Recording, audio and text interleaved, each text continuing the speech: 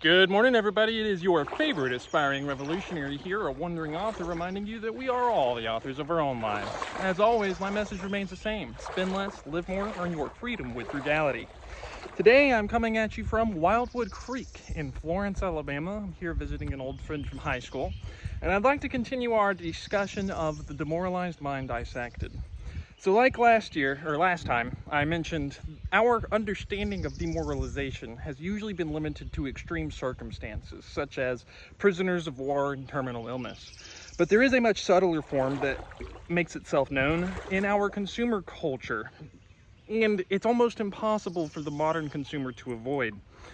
In this, it's frequently misdiagnosed as depression. But unlike a depressive disorder, this is an existential one that is a realistic response to our circumstances. Our cognitive map is broken down, and we lose our sense of purpose, direction, meaning. Eventually, we're unable to find sources of purpose and need fulfillment in our daily lives. That causes us to experience a sensation where the world loses credibility and our former beliefs and convictions begin to break down. We're unable to locate a sense of meaning in the world, and usually that is accompanied by a sense of frustration, anger, and bitterness. Unfortunately, a lot of this is because of choices that we make. Resilience traits such as patience, fortitude, and restraint have given way to short attention spans, overindulgence, and a masturbatory approach to life. Or another way to say that is a dopamine-centric or dopamine-focused one. We're always searching for that next hit of whatever it is that we feel we need. I've certainly fallen prey to that myself at various points in time. But truly, it's our culture's driving features of individualism, materialism, hyper-competition, greed, overwork, hurriedness, and debt. And all of these correlate negatively with psychological health and social well-being. The levels of intimacy, trust, and true friendship in people's lives have all but dried up, as well as social and community support and intellectual growth. Joe Shoemaker says in his article that passivity and choice have replaced mastery and creativity. So,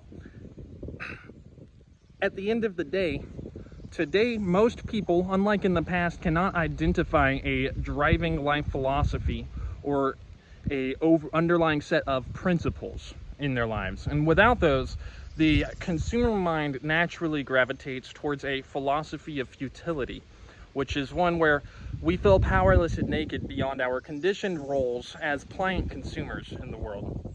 Now, how can we fight back against that? I can tell you right now that what you have to do is you have to be intentional. I have mentioned that several times in my video. Reach out to people and actually cultivate meaningful connections with them.